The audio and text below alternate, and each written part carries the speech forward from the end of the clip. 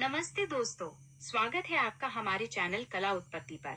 आज हम बात करने वाले हैं कला की एक बहुत ही भावुक और क्रांतिकारी आंदोलन के बारे में, रोमांटिसिज्म।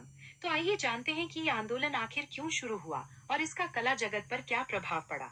रोमांटिसिज्म, जो कि 18वीं सदी के आखिर में उभरा, वो विज्ञान और तर्क पर आधारित ज्ञानोदय के खिलाफ एक प्रतिक्रिया थी।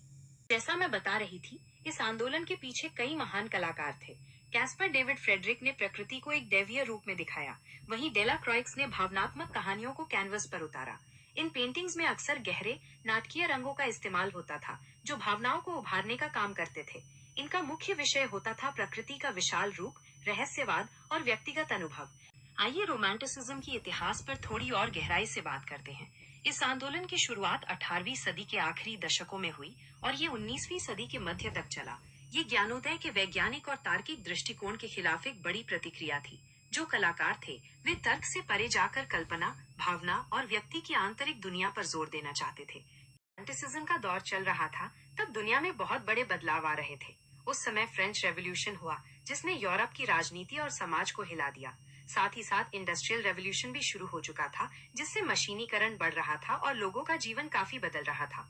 इन सब उथल पुथल ने कलाकारों को अपनी भावनाओं और कल्पना को व्यक्त करने के लिए और प्रेरित किया।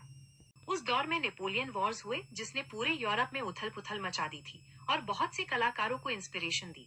जैसे फ्रांसिस्को गोया ने युद्ध की भयावहता को अपनी पेंटिंग्स में उतारा और डेला क्रॉइक्स ने ग्रीक वॉर ऑफ इंडिपेंडेंस से प्रभावित होकर कलाकृतियां बनाई।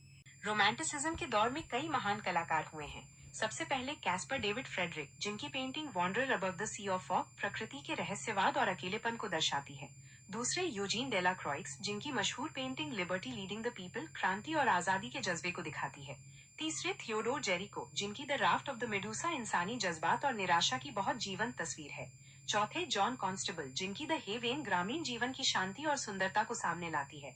और पांचवें JMW टर्नर, जिनकी द फाइटिंग टेमरेर औद्योगिक क्रांति के दौरान पुरानी चीजों के खोने और नए के उदय को दर्शाती है। दोस्तों, रोमांटिसिज्म के इस ऐतिहासिक सफर का समापन करते हुए मैं ये कहना चाहूंगी कि इस आंदोलन ने कला जगत के दृष्टिकोण को हमेशा के लिए बदल दिया। इसने हमें भावनाओं और व्यक्तिपरक अनुभव की गहराई से जुड़ना सिखाया।